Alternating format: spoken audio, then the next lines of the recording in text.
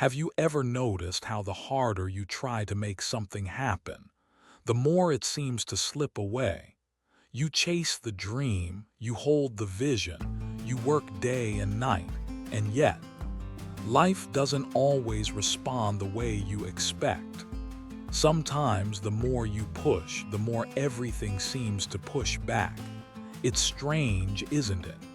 We're taught that effort equals results, that if we just try harder, things will eventually click. But what if that's only half the truth? What if there's a quiet power in letting go, not giving up, but giving in to the rhythm of things, to the unseen intelligence that seems to guide the world when we finally stop trying to control every outcome? Today, I want to talk about that paradox, how surrendering control doesn't weaken us, but often opens the door to something far greater than we imagined. Let's be honest. Most of us, myself included, have held on tightly to something we desperately wanted. A job, a relationship, a dream. We tell ourselves, if I don't fight for it, it'll slip away. So we grip tighter, we plan more, we hustle harder. But here's what I've learned both through experience and watching others. Life doesn't always reward the tightest grip. In fact, sometimes it's the letting go that changes everything. I remember a time in my life when I was working on a project that meant the world to me. I was pouring everything I had into it, hours, money, even my health. But the more I tried to force it to succeed, the more things went wrong. Doors kept closing, opportunities vanished. I was exhausted. Then one morning I woke up and felt something different. A quiet voice inside me said, "What if you stopped fighting?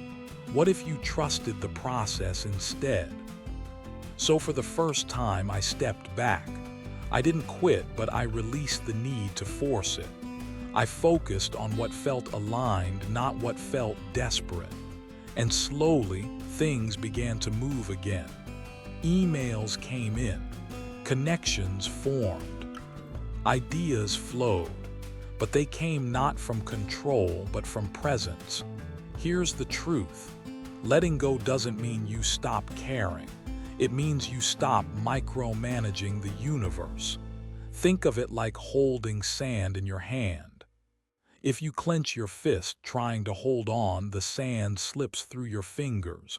But when you open your hand, relaxed, trusting, it rests there easily. The same applies to life. Take Sarah, for instance. A talented artist who spent years trying to make it, marketing her work, optimizing her content, chasing every opportunity. But it all felt forced, and eventually she burned out. One day, she stopped chasing and simply began painting again for herself, for joy, not for anyone else. No strategy, no plan, just expression. And that's when a gallery owner stumbled upon her work and offered her a solo show. That opportunity didn't come from pushing harder. It came from surrender, from alignment. Letting go is not a weakness. It's not giving up on your dreams. It's giving up the belief that you need to control every piece of the puzzle to be okay. Surrender is trust in motion. Trust that life is intelligent, that timing has wisdom, that what's meant for you is already trying to reach you if only you'd stop standing in the way. So maybe ask yourself, where in your life are you holding too tightly? What are you chasing that might actually be running because you're chasing it?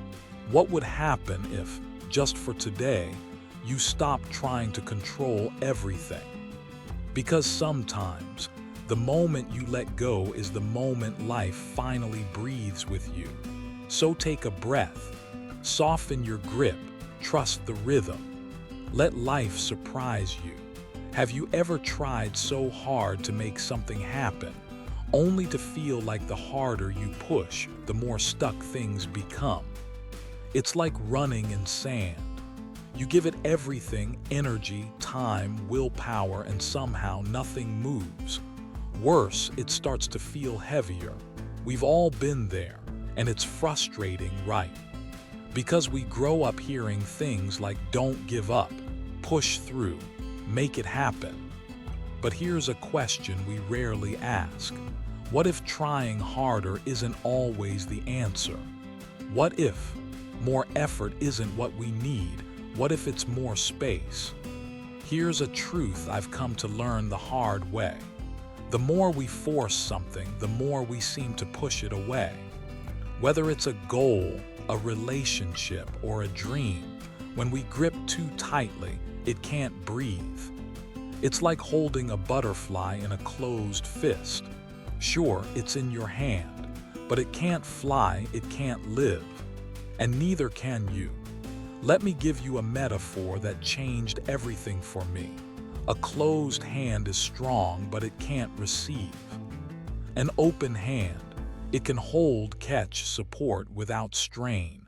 Force creates tension, but letting go creates space for clarity, for creativity, and for life to meet you halfway. I want to tell you about Sarah. Sarah is an artist.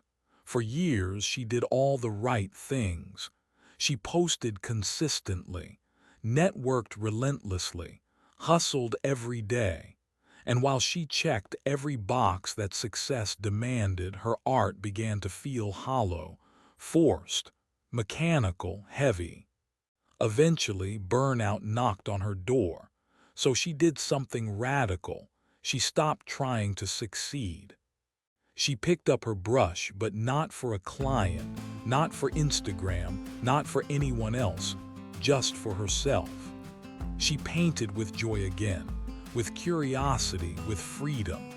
And then one afternoon, something unexpected happened. A gallery owner stumbled upon her work, raw, honest, vibrant. He offered her a solo exhibition. No pitch, no strategy. No hustle, just presence.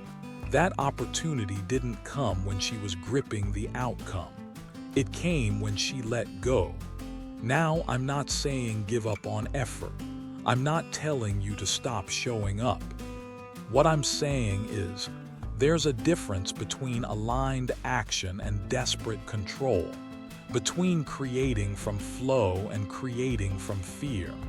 And trust me, people can feel the difference. So can you. Think about it. Have you ever been around someone who's just trying too hard? It creates tension. It repels. But someone who's relaxed, present, doing what they love without needing to prove anything, that kind of energy attracts people. It draws life in. So let me ask you this. What are you gripping too tightly in your life? Where are you trying to force something into place, when maybe, just maybe, it needs space to unfold? Cyclone, what if your next breakthrough doesn't come from more pressure, but from less? Letting go doesn't mean you stop caring. It doesn't mean you abandon your dreams. It means you stop strangling them. You stop trying to fit life into your timeline, your formula, your checklist. You trust. You allow. You open the door for what's trying to find you and couldn't, while you were blocking the entrance. So today, maybe, just maybe, don't try harder, try softer. Because when you release the need to control, life doesn't collapse. It finally starts to respond. Let me ask you something. Have you ever sat down to do something important, something you really care about, and suddenly, your brain decides it's the perfect time to reorganize your closet? You laugh, but it's real. We've all been there. You want to start writing the book, launching the business, having that honest conversation. But instead, you clean the kitchen. check emails, rewatch a show you've already seen. That, my friend, is resistance in action. Resistance isn't laziness. It isn't weakness. It's fear dressed in productivity. It shows up quietly right when we're about to do something meaningful, something that matters, something that asks us to stretch. But instead of saying, "I'm scared," resistance whispers things like, "Let's do it later." "It's not ready yet." "I need to do a bit more research first." Sound familiar? Let me tell you about Adam. Adam is a writer. He's got talent, a story to tell, time to do it. But every time he sits down to write, anxiety kicks in. What if it's bad? What if people hate it? What if I fail? So what does he do? He rearranges his bookshelves. He rereads old drafts. He updates his to-do list. He stays busy but far from the page. That's what resistance does. It doesn't scream. It distracts. It convinces you that everything else is more urgent than what actually matters most. But here's the twist. Resistance is not your enemy. It's actually a sign that you're getting close to something real, something alive, something that scares you because it matters. The resistance isn't blocking you because you're failing. It's showing up because you're on the edge of growth. And that's uncomfortable. So how do we move through it? First, stop criticizing yourself for feeling it. You're not broken. You're human. In fact, every person who's ever created anything meaningful has met resistance. The difference: they didn't wait for it to go away. They learned to move with it. Here are a few tools I've found helpful. Curiosity over criticism. Instead of saying, "What's wrong with me?" ask, "What's this fear trying to protect me from?" Often it's fear of judgment, rejection, or simply not being enough. Kindness over pressure. Talk to yourself the way you talk to a friend. Instead of "You're so lazy," try "I get it. This matters to you." And that's why it feels scary. Small steps over big leaps. Don't write the whole book. Just write one paragraph. Don't launch the business. Sketch the idea. Tiny actions silence resistance because they remove the overwhelm. One of the biggest mindset shifts I ever had was realizing this. Resistance doesn't mean stop. It means pay attention. Because what you're resisting, it's probably exactly what you're meant to do. So next time you feel stuck, next time the fear shows up wearing the mask of procrastination, pause, breathe, ask yourself, what's this resistance trying to tell me? What would it look like to take just one small, honest step forward? And then take it. Not because the fear is gone, but because you've decided that growth matters more than comfort. Because the truth is, the more meaningful the work, the louder the resistance. But also, the more powerful the breakthrough.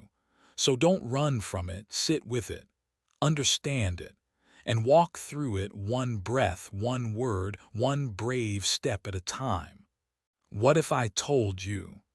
Life isn't something to be controlled. It's something to be trusted.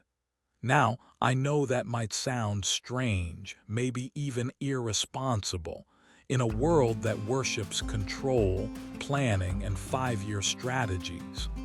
But stay with me for a minute, because here's the truth I've come to learn, both from personal experience and from the stories of so many others. Life is not a machine we get to program. It's more like a river flowing, winding, unpredictable. And our job isn't to dam the water. It's to learn how to float in it. We spend so much time trying to make life go our way. We plan, we forecast, we hustle thinking that certainty equals safety. But what if the deeper kind of safety doesn't come from knowing the future, but from trusting ourselves in the unknown?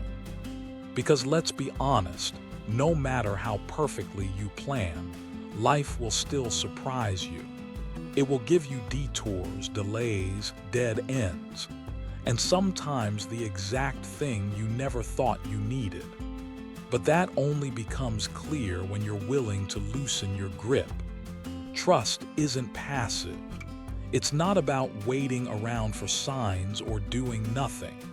It's an act of courage, the kind that lets go emotionally, not just logically. Let me tell you about Maya. Maya spent years searching for her purpose. She read every book, went to seminars, made list after list. She tried on job after job, hoping that one of them would finally feel right. But nothing clicked.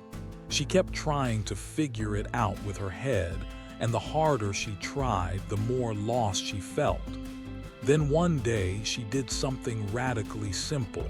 She stopped searching. She began listening. Not to experts or podcasts, but to herself, to what quietly lit her up, to what made her feel alive even if it didn't make sense on paper. One small step at a time, she followed that feeling. No master plan, no clear destination, just trust in the pull. And a year later, she found herself doing work that felt aligned, purposeful, real.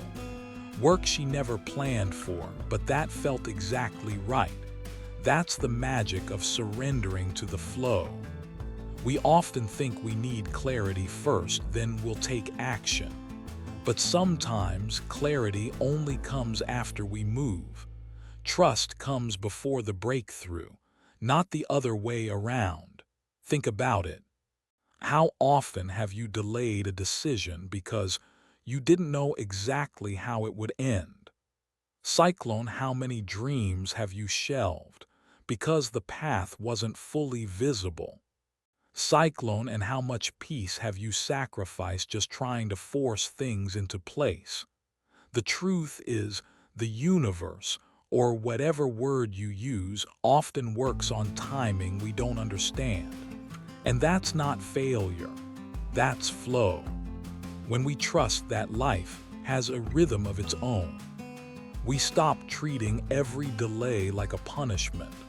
We stop needing every answer in advance. We start participating in life, not managing it like a spreadsheet. And ironically, when we stop pushing, that's when things start aligning. Because life doesn't move by demand, it moves by resonance. So maybe the real question is, how do I get what I want faster? But instead, can I trust that I'm being guided, even when I don't have all the details? Because trust is not weakness. It's a strength rooted in surrender. It's presence over panic, faith over force. So today, take one step, one gentle, honest step, not because you know where it leads, but because something inside you knows it's time.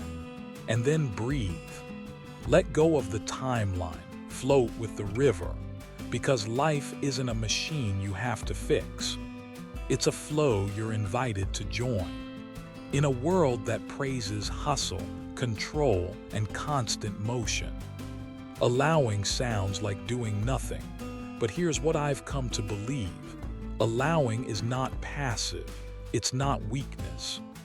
It's one of the most intentional, disciplined acts we can choose. Because allowing means you trust enough to pause. You choose presence over panic. You create space, not because you're lazy, but because you understand. Some things need room to grow. We've all been taught that success comes from control.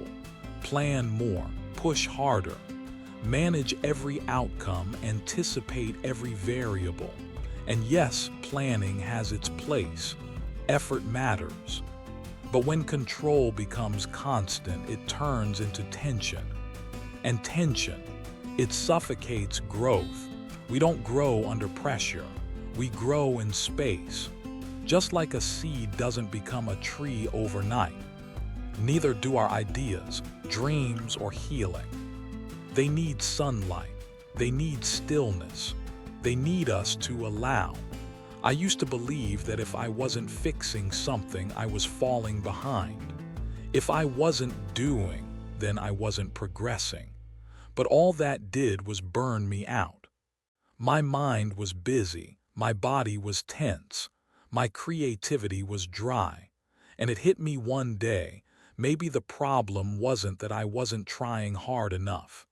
Maybe I was trying too much noise, too much urgency, too much force.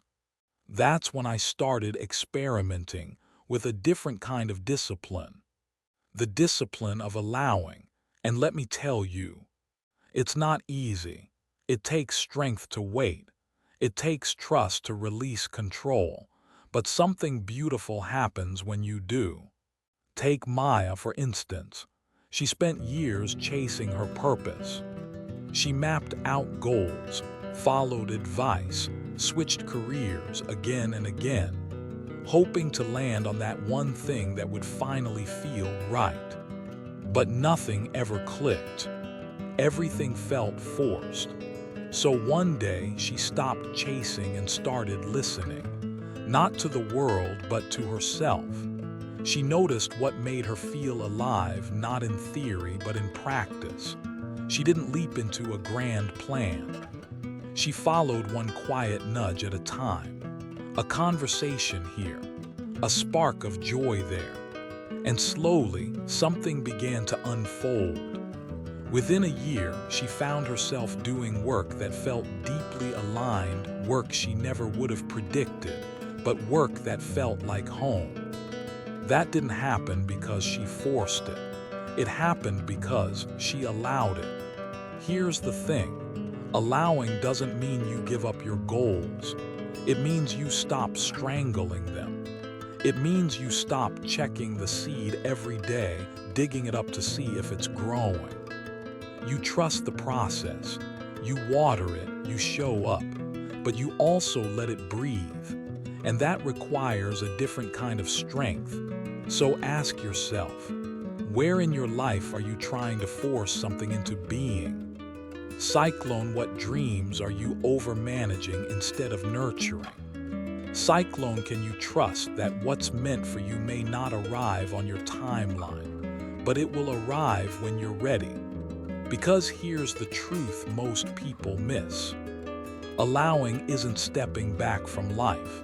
It's stepping into alignment with it. You still take action, but from clarity, not desperation. You still care deeply, but without clinging. You still move forward, but with grace, not fear.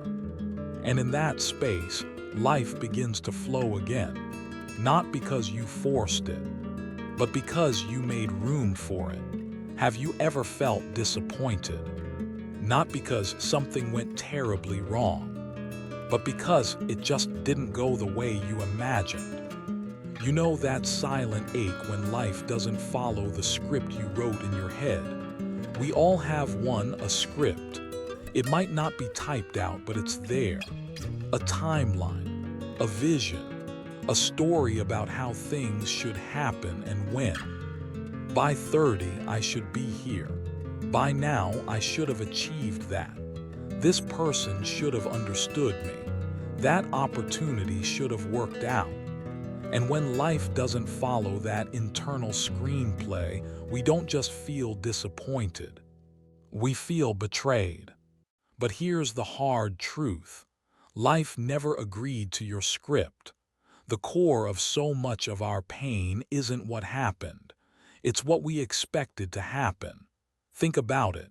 Cyclone, you expected someone to react a certain way, but they didn't. Cyclone, you expected to feel fulfilled after hitting a goal, but you didn't. Cyclone, you expected your life to look different by now, but it doesn't. The result? Frustration, shame, self-doubt, resentment. But none of that came from reality itself. It came from your relationship to reality, the comparison between what is and what you hoped it would be. Now, don't get me wrong. Dreams are beautiful. Having goals, vision, direction, all of that matters. But when those dreams harden into rigid expectations, something shifts. We stop being open. We stop listening. We start forcing. And that's when we suffer. Imagine you're hiking a beautiful trail, but instead of noticing the forest, the sky, the wind, you're constantly staring at a map in your hand, frustrated that the real path doesn't match the lines you drew. That's what expectations can do. They make you blind to the moment, always judging it against the imaginary version in your mind. And yet, the trail was always beautiful. You just didn't see it. I used to set goals like stone tablets, specific dates, specific outcomes. I believed that success meant hitting them all exactly as planned. But all that pressure didn't make me more focused, it made me anxious. It made me see every detour as failure, every shift as a threat. Until one day I asked myself, what if the goal isn't wrong but the grip is? What if I could hold the vision lightly? What if I could pursue my dreams with passion, but not with desperation? The solution isn't to stop dreaming. It's to shift your focus, herb from outcome, right arrow to process, herb from control to curiosity, herb from rigidity to responsiveness. Make the plan, but let it breathe. Set the intention, but leave room for surprise. Do your best and allow life to meet you halfway. Because often, the most meaningful parts of our lives aren't the ones we planned. They're the ones that emerged when we were present enough to notice. So ask yourself, Cyclone, what expectations are quietly weighing you down? Cyclone, what version of the story are you still trying to force? Cyclone, and what would it feel like to let that story go? Not to give up, but to come back. Back to the now, back to presence, back to the only place where real life ever happens. Because in that space, between letting go and leaning in, you'll find something precious, peace, freedom, and maybe even joy. In a world that never stops moving, stillness can feel uncomfortable, even useless. We've been conditioned to believe that if we're not doing something, we're falling behind. That silence is wasted time. That slowing down is weakness. But here's the truth. Stillness isn't empty. It's full of clarity, of insight, of truth. Stillness is where we hear what noise drowns out. Stillness is where we return to ourselves. Our minds are loud, endless thoughts, to-do lists, notifications, worries. We carry tension without even realizing it in our shoulders, in our breath, in the way we rush from one moment to the next.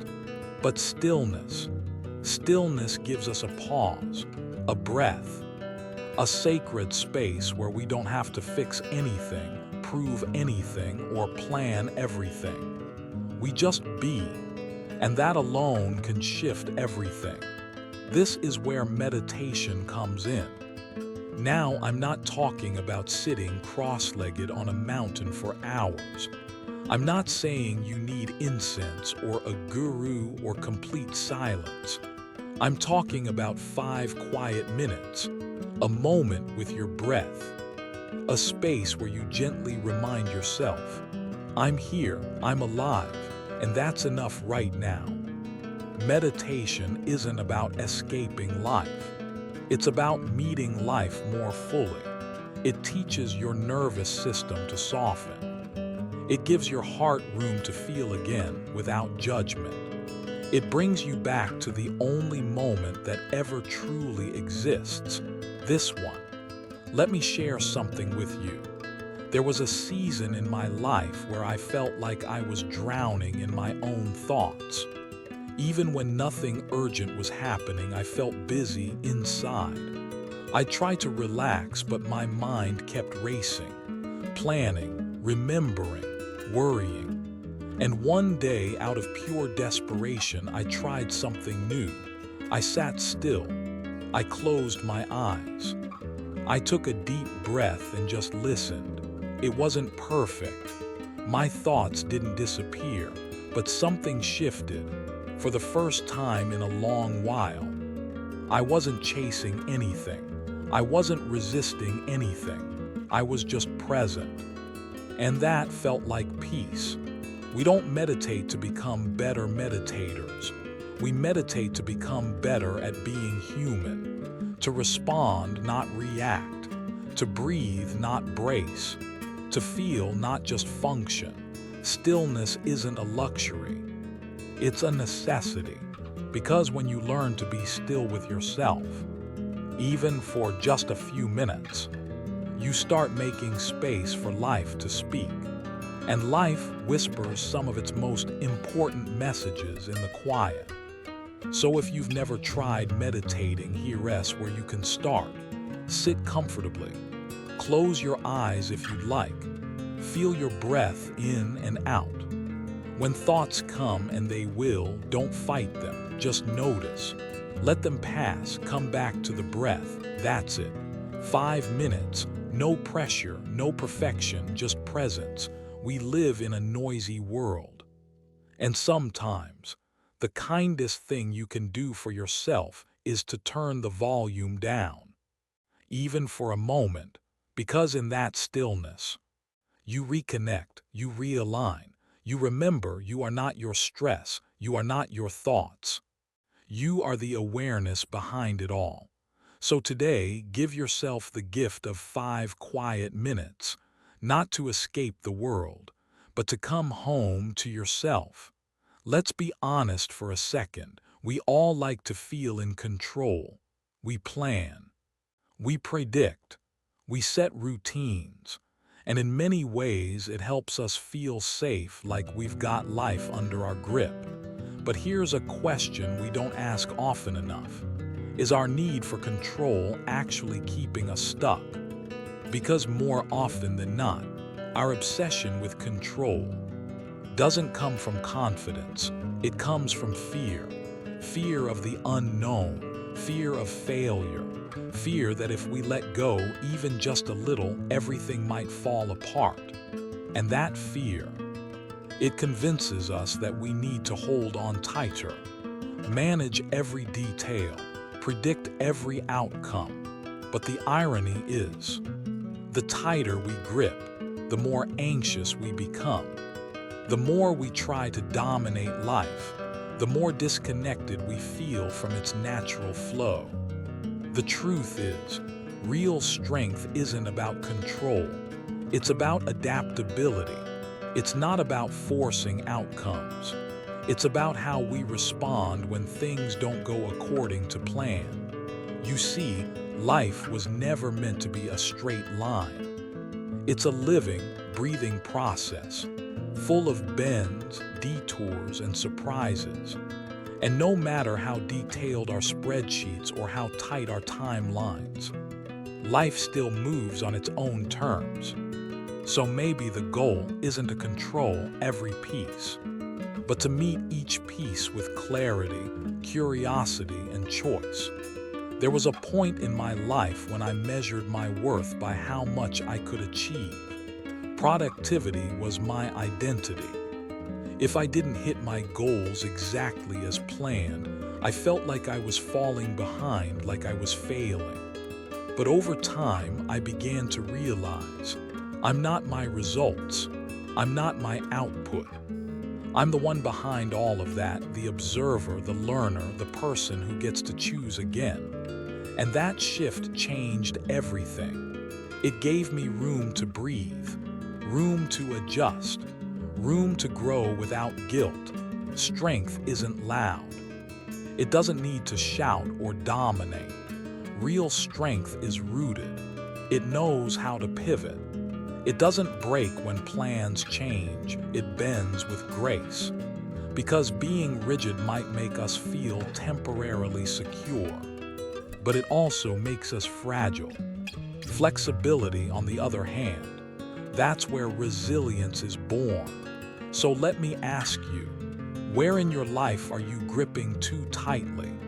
Cyclone, where have your routines become cages instead of containers? What are you trying to control so intensely that you've lost your sense of ease? Here's the truth. You are not your performance. You are not your deadlines. You are not your ability to keep everything perfectly aligned. You are the awareness behind it all, the one who can breathe, pause, listen, and choose again. Let that sink in. So today, maybe you don't need to control everything. Maybe, just for a moment, you soften your grip. Maybe you stop trying to conquer life and start collaborating with it. Because in that collaboration, control fades and something deeper rises. Wisdom, trust, and the quiet confidence that whatever comes, you'll know how to meet it. Not with panic, but with presence. Have you ever wanted something so badly that you could feel it in your chest? You visualized it, worked hard for it, thought about it constantly. But somehow, the harder you tried, the further it seemed to slip away. And then one day, maybe out of exhaustion or surrender, you let go. Not out of bitterness, but out of peace. And shortly after, that thing you longed for showed up effortlessly. Strange, right? That's the paradox of letting go. See, we often confuse letting go with giving up, but they are not the same. Letting go doesn't mean you stop caring. It means you stop clinging. You stop letting that desire control your emotions, your worth, your peace of mind. You stop telling yourself, I'll be enough when I get this. I'll finally be happy if this works out. I'll feel safe only when I have that. Because here's the truth. The more you attach your identity to an outcome, the more pressure you place on it, and the more resistance you unknowingly create. Imagine holding a handful of sand. The tighter you squeeze, the more it slips through your fingers. But when you hold your hand open, the sand stays. Life works the same way. When we hold too tightly out of fear, desperation, or control, we actually push away the very things we're trying to pull in. But when we release the neediness, when we become open, grounded, and present, we create space for those things to arrive naturally, not because we forced them, but because we're finally ready to receive them. I remember a time when I was chasing a goal that meant everything to me. It consumed me, my thoughts, my routines, my self-worth. And the more I obsessed over it, the more drained I became. I lost joy. I lost presence. I lost myself, until one day I simply let go, not because I stopped wanting it, but because I no longer wanted it to own me. I chose to show up, do the work, and release the outcome. And to my surprise, opportunities started showing up that I never could have planned. Doors opened, not because I demanded them, but because I was aligned, not attached.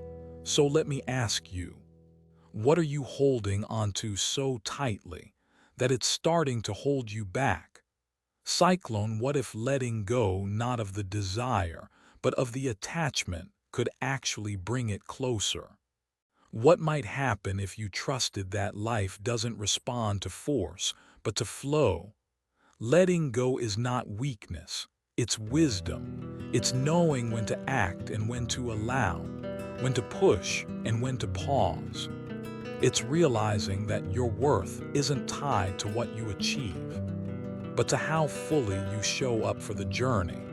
Because often, the things you truly need don't arrive when you're chasing them. They arrive when you're ready energetically, emotionally, spiritually. Not because you demanded them, but because you've grown into the version of you that can actually hold them. So today, maybe you let go just a little.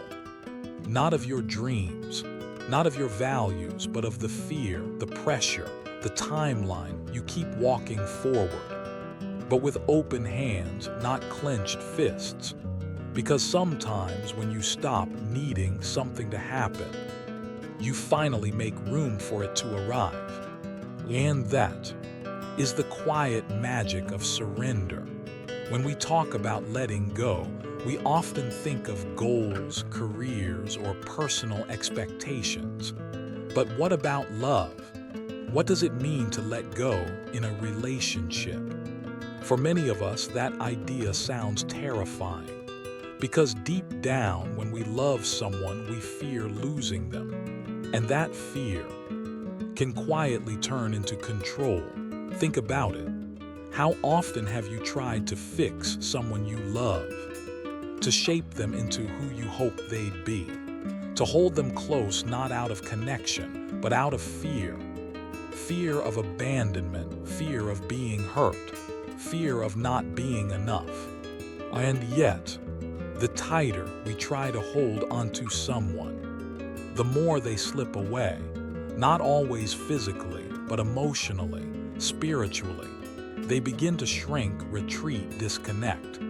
Because love that feels like a cage isn't love. It's fear wearing a mask. Letting go in love doesn't mean giving up. It doesn't mean walking away or shutting down. It means choosing trust over control, freedom over force, presence over possession. Because true love, the kind that's deep, mature, and lasting, can only thrive in space, not pressure. I once loved someone so deeply, I thought protecting that love meant protecting them. I wanted to guide their choices, shield them from mistakes, keep them close at all costs. But slowly I realized something. What I thought was care was control in disguise. And the more I tried to hold things together, the more fragile our connection became. Until one day, I stopped. I chose to love and let them be, to witness their growth instead of managing it, to stand beside them, not in front of them. And something amazing happened.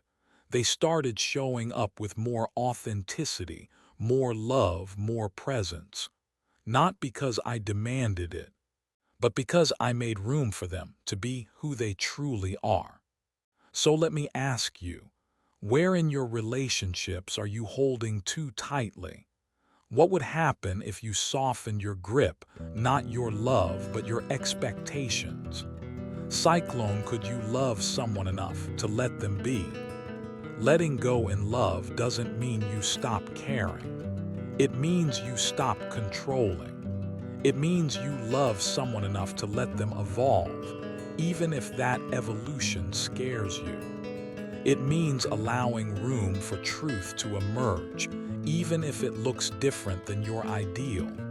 It means realizing that your partner is not a project, and love is not ownership. You do complete each other. You accompany each other. And that difference changes everything. At the end of the day, real love isn't about molding. It's about witnessing, supporting, growing together but separately whole. And ironically, the more freedom we give in love, the deeper the connection becomes. So today, ask yourself, can I release the need to manage this love? Can I trust that what's meant to stay, stays not by force, but by choice? Because when love is no longer about control, it becomes something softer, something freer, something real. Have you ever paused and asked yourself, where am I really? Not physically, but mentally, emotionally. Because the truth is most of us aren't here. We're replaying yesterday or worrying about tomorrow.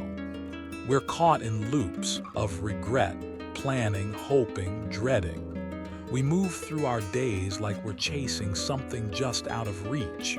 But what if what we're chasing was always here in the now?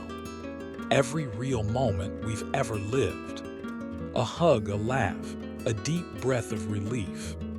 All happened in the present, not in the future we planned, not in the past we overanalyzed, but in this moment exactly as it unfolded. And yet, ironically, the present is the place we spend the least amount of time.